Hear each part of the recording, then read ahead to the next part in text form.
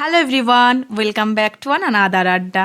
আজকের ভিডিওটা পুরোটাই কিন্তু শপিং বেস, আর ভিডিওটা অনেক আগের।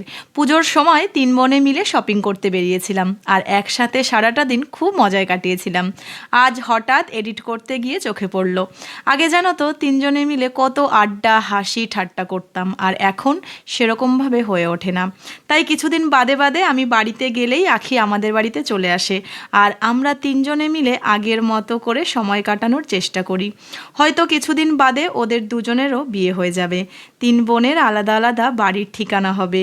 মন চাইলেও একসাথে আর সময় কাটানো হয়ে উঠবে না, সবাই সবার লাইফ নিয়ে বিজি হয়ে যাবে। আর আজ কিন্তু আমরা অনেক দিন পর একসাথে সবাই শপিং করতে বেরিয়েছি, আর আমাদের মধ্যে একটা দারুণ মজার ব্যাপার আছে, সেটা তোমাদের সাথে শেয়ার করি। আমাদের কি হয়, বেশিক্ষণ একসাথে থাকলে যে কোনো দুজনের মধ্যে ঝামেলা লেগে যায়, আর থার্ড পার্সন সেই ঝামেলা মেটাতে থাকে। আর শম্পা কিন্তু সব সময় আমার আর আখির লেগ পুল করে, কিন্তু ওকে নিয়ে কেউ মজা করলে ও কিন্তু ভীষণ সিরিয়াস হয়ে যায়। আর মেয়েটা যদি একবার রাগ করে তবে হয়ে গেল।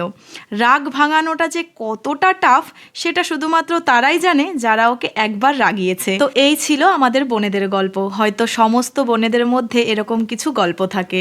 তোমাদের গল্প তোমরা আমার সাথে শেয়ার করো। আজ আসছি।